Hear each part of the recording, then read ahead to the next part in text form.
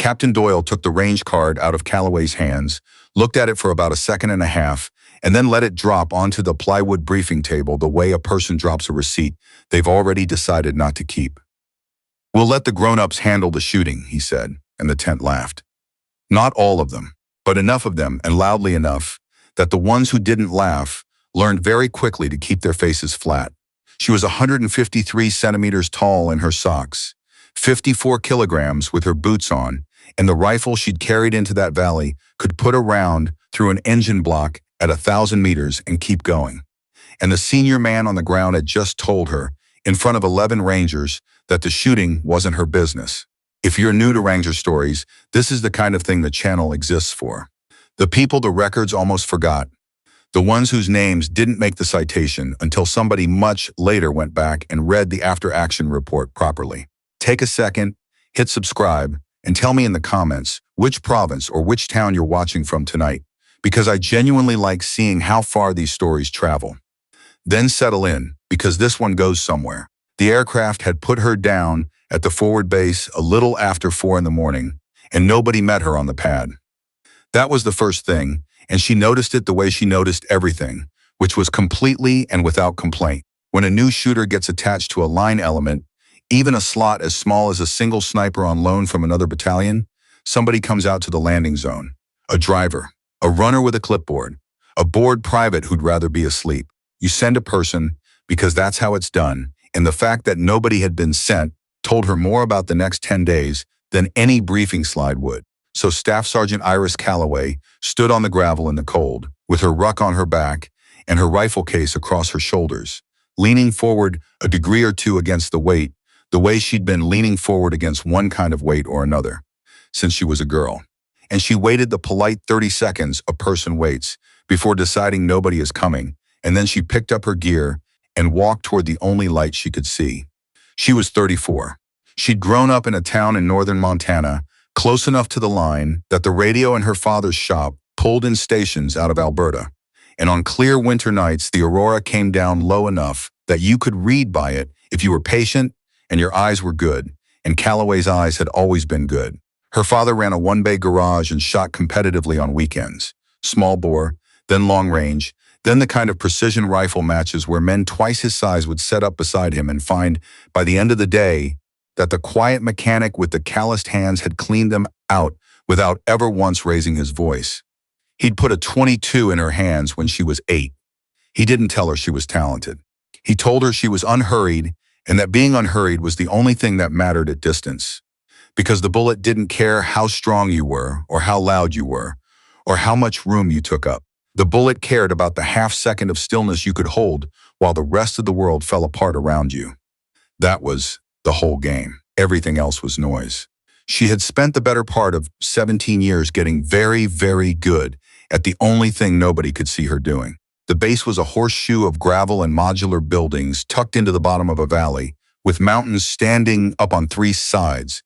And somewhere up in those mountains, in a stretch of broken ground, the maps called Point 2480, was a man the briefing slides referred to as a high-value facilitator, which is the kind of phrase that means the people who wrote it didn't want to say out loud how badly they wanted him. The mission, as Captain Doyle laid it out the next afternoon, was a snatch. Go up the draw under cover of dark, take the compound on the spur, bring the facilitator down breathing, clean, in and out. Doyle used the word clean 4 times in 11 minutes, and Calloway, who had been doing this long enough to have a private and well-earned distrust of any plan described as clean, watched the weatherboard behind his head instead of his face. That was the thing she would think about later, on the ridge, when she had time and didn't have time at the same time. The weatherboard. She'd flagged it in the briefing. She'd done it the right way, the careful way, hand up, voice level, no edge to it. There was a front coming down out of the high country, she said, a fast one, and the meteorology packet put it over the operational area sometime in the small hours, which was exactly when the team would be at maximum exposure on open ground above the tree line. A whiteout at that altitude wasn't weather, it was a wall. Visibility to arm's length, wind that would knock a standing man down, temperatures that would take a careless handoff in 20 minutes. It would close the air support window, it would blind the drones, it would turn the descent into something you did by feel, in the dark, with your hands. She'd said all of that in about 40 seconds, and she'd watched Doyle decide, somewhere around the second sentence, that he wasn't going to hear it. Not because the information was wrong, because of where it was coming from. He let her finish out of a kind of cold courtesy, and then he picked up her range card off the table and dropped it and made his joke about the grown-ups, and the tent did the rest. Here's the part the comments always want to argue about, so let's deal with it straight. Doyle wasn't a stupid man. That's the uncomfortable thing. Stupid would have been easier. Stupid you can dismiss. Doyle had 4 combat deployments and a chest full of reasons to think he knew exactly what a fight on that ridge would look like. And somewhere in those 4 deployments, he had built himself a very specific picture of who carried weight when the shooting started, and Calloway did not fit inside the frame of that picture. And rather than widen the frame, he'd decided the simpler thing was to decide she wasn't real. People do that. Smart people do it more than you'd think, because they're better at building reasons. The frame had nothing to do with the front coming down off the high country. But the front didn't care about the frame. There was one man in that tent who didn't laugh, and his name was Ruiz, and he was the team's senior medic, and he was the kind of person who notices when someone has been made small in a room and quietly decides to stand near them afterward without making a thing of it. He found her at the ammunition point that evening, checking her own rounds by hand the way her father had taught her, weighing them, seating them, talking to nobody. Ruiz didn't apologize for Doyle, which she respected because it wasn't his apology to give. He just asked her what the range was to the far wall of the draw from the high ground on the east side, and she told him, about 1,400 meters, give or take, depending where on the ridge you set up.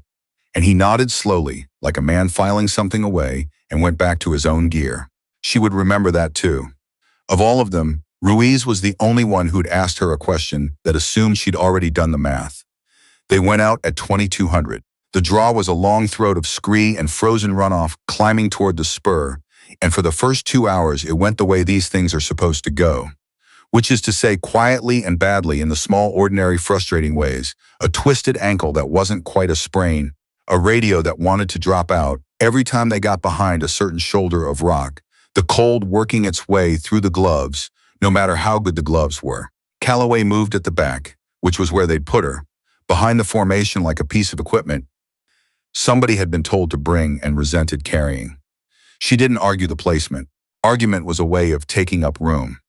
And her father had taught her that the people who needed to take up room were usually the ones who had the least to offer once it mattered. She walked at the back and she read the ground and she watched the sky, and somewhere around the second hour she felt the first change in the wind, a shift in direction, a new edge to it, a smell almost, the particular dry mineral smell that comes down off ice.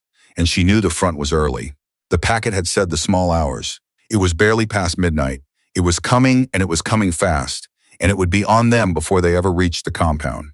She keyed her radio and reported it. Plainly, no edge. Doyle's response was a long stretch of static that everyone understood perfectly well was not static. They were 300 meters below the spur, strung out across an open shelf of rock with the wall of the draw rising on the north side when the world came apart. And it came apart the way it always does, which is to say all at once, and from the direction nobody was watching. The first burst came off the north wall, high, raking, the sound bouncing so badly off the rock that for a second nobody could tell where it had started. Then a second position opened up from the head of the draw, and a third somewhere above and behind, and what had been 11 Rangers and one attached sniper moving through the dark became, in the space of about 4 seconds, a dozen people pinned flat on open ground with fire coming down on them from 3 sides, and a tree line of cover that was 40 meters back the way they'd come, and might as well have been 40 kilometers. The clean mission, the grown-ups shooting. It had been an ambush from the moment they'd committed to the draw, and somebody, somewhere up the chain, in a warm room far from that shelf of rock, had either missed it or hadn't cared, and now Ruiz was dragging a man named Okafor by the drag handle on his plate carrier toward a fold in the ground that wasn't deep enough to hide a dog. And Doyle was screaming into the radio for the air support that the front had just taken away from him. And the front itself was right there now, the leading edge of it, the first hard gusts coming down the draw and throwing grit and ice, and the beginnings of the whiteout across the whole engagement. Calloway was already gone. This is the part the narrator wants you to slow down for, because it's the part that decides everything. And it happened in about the length of time it takes to read this sentence. When the firing started, she had been at the back, on the south side of the shelf, slightly above the rest of them, on a little riser of broken rock, the worst place to be in the formation, the throwaway position, except that it wasn't, because it was the only position on that whole shelf with a line to the east ridge. And the east ridge, she'd worked out 2 hours earlier, without saying a word to anyone, was the one piece of ground on the entire battlefield from which a single shooter could see all 3 enemy positions at once. Everyone else's instinct when the rounds came was to get low and get small and get into the dead ground. Hers was to look at the one place the fire wasn't coming from and recognize that it was the place she needed to be and start climbing toward it while the rest of them were still finding out they were in a fight. She went up the east ridge with 68 pounds of gear and a rifle case across her back in the dark, with the wind rising, on rock that was going slick with the first of the ice. And she did it the way she did everything, which was without hurry and without stopping. Twice her boot found nothing, and her gloved hands found the wall and held. She didn't think about the men below her. Thinking about them was a luxury she'd have later, or wouldn't have at all.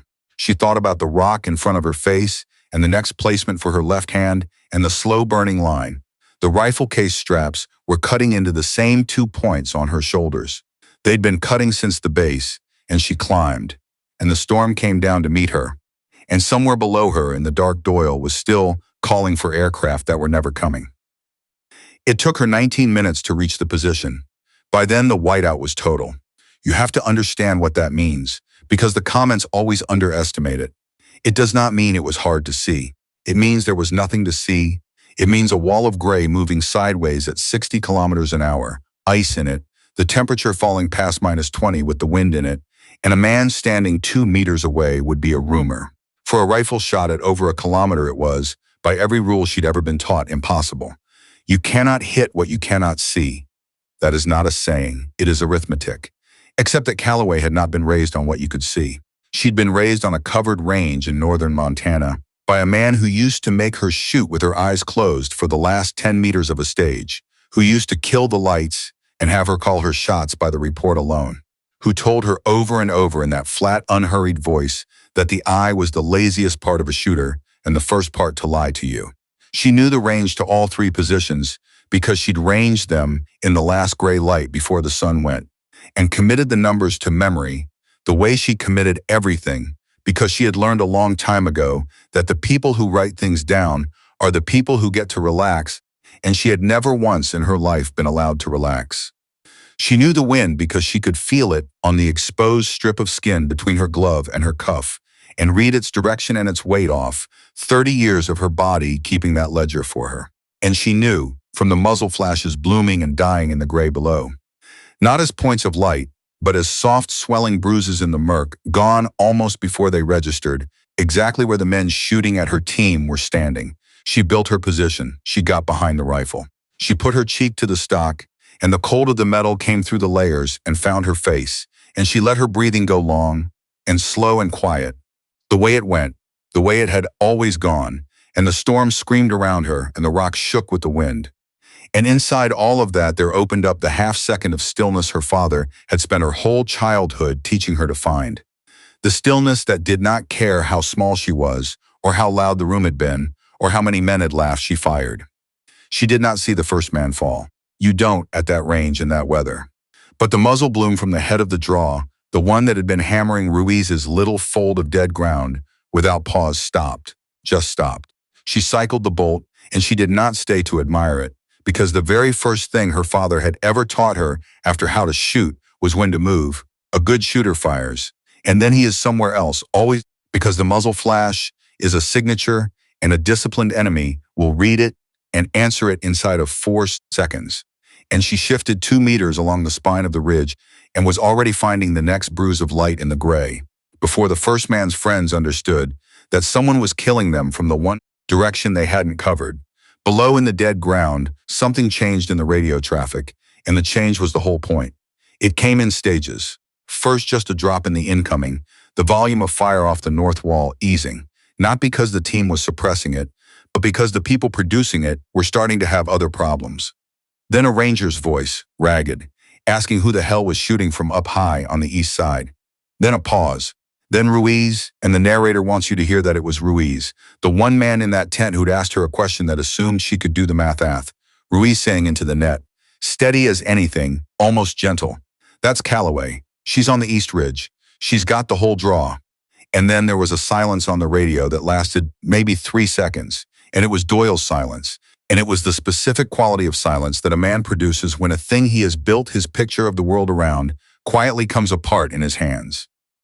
He did not say anything for those 3 seconds. There was nothing to say that wouldn't have been an admission, and he wasn't ready, not yet, not in the middle of it. But the narrator has read enough of these after-action reports to tell you that the most important thing that happened on point 2480 that night did not happen on the ridge. It happened in that 3-second silence, inside the head of a man flat on his face in the freezing dark, listening to the position he'd called the grown-ups' work get done, one shot at a time, by the soldier he'd dropped on the table like a receipt.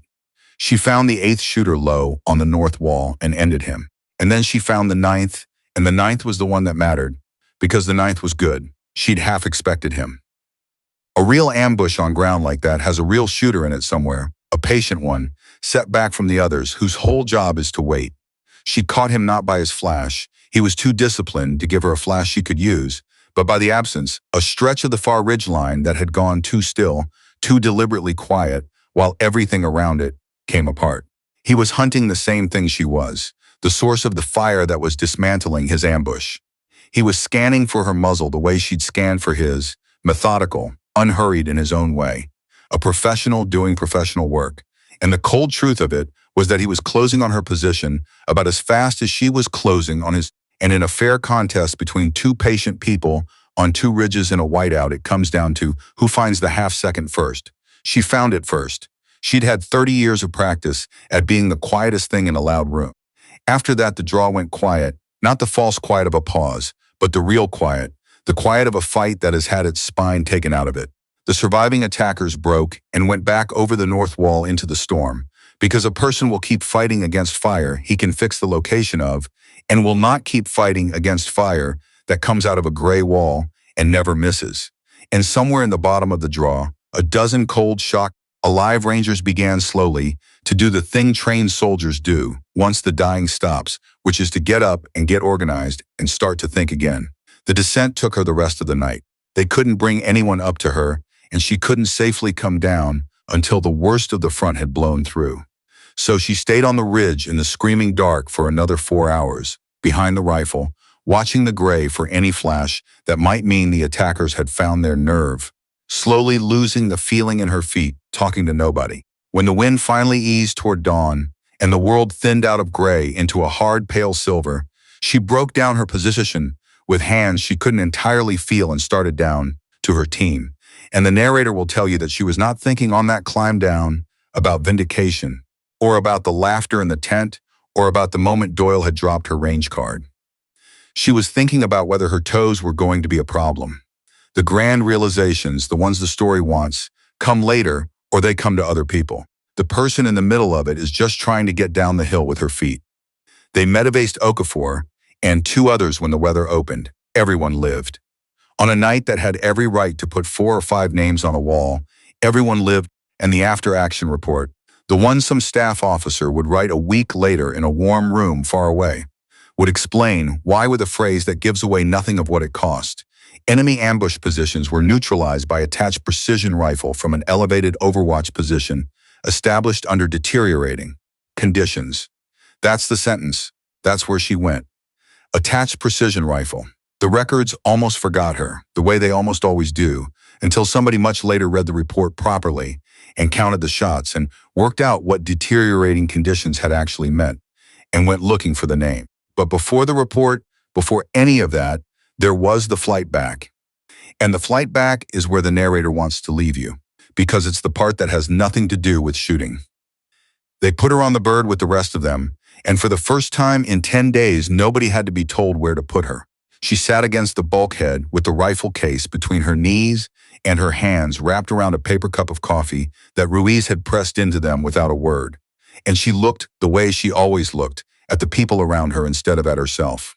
Okafor was alive on a litter with a medic riding his vitals. The man named Hale, who'd laughed in the tent, she'd heard him. She heard everything.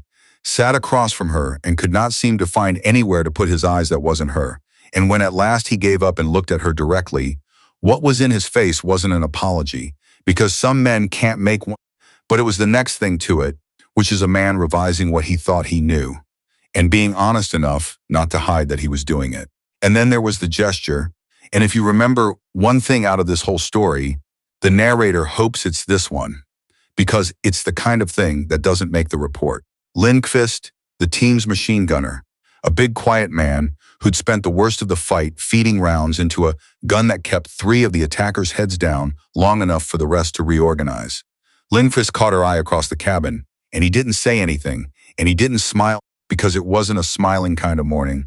He just lifted 2 fingers off his knee, 2 fingers, not a wave, not a peace sign.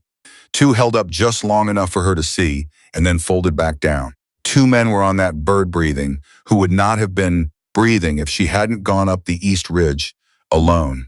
And Lindqvist had counted them, and he wanted her to know he'd counted them, and that was the entire message. And it was the highest decoration she would receive that day, and the only one she would actually keep. Doyle sat at the front of the cabin with his hands on his knees, and his eyes fixed on the middle distance, where commanders put their eyes when they are running the night again behind them, looking for the place where the picture had been wrong. The narrator can't tell you exactly what he found in there, because nobody can ever really tell you that about another person. But you can read a man's face when he arrives at the thing he doesn't want to arrive at, and Doyle's face arrived at it somewhere over the second ridgeline and stayed there. He did not look at her on the flight. That would come later, on the ground, in the debrief, in the careful machinery of what happens after a mission like that one. But she watched him arrive at the moment in his own replay where he'd picked her range card up off the table, and she watched him sit in it, and she understood, in the way one person can sometimes see clear into another, when the night has been hard enough to strip the covers off, that the picture he'd carried for 4 deployments had just been broken on a ridge by a soldier he'd refused to see, and that breaking it was going to cost him something, and that he was, to his small and partial credit, paying it instead of looking away. That's the part the channel cares about, not the 9 shots, the 3 seconds of silence on the radio, and the cost of them, and the man honest enough to sit in the cost. He came and found her 2 days later, after the debrief, after the medical checks, after they'd thawed her feet out and decided she got to keep them. She was at the range, the makeshift one behind the motor pool, the only quiet place on a base full of noise, running her own rounds through her hands again the way her father had taught her, because that was what she did with her hands when there was nothing else for them to do. Doyle stood at the edge of the gravel for a while. Before he said anything, the way a man stands at the edge of something he has decided to walk into and hasn't yet. And when he finally spoke, he didn't apologize either. And she was glad of it, because an apology would have been about him, and she'd had enough men make their feelings the center of a room she was standing in. What he said was, tomorrow. Mission planning for the actual job. The facilitator's still up there, and now he knows we're coming, so it's going to be harder than the one we just botched. He paused, and the pause cost him. You could see it cost him. I want you at the table for it. Not at the end of it, not in the corner of it, at the table.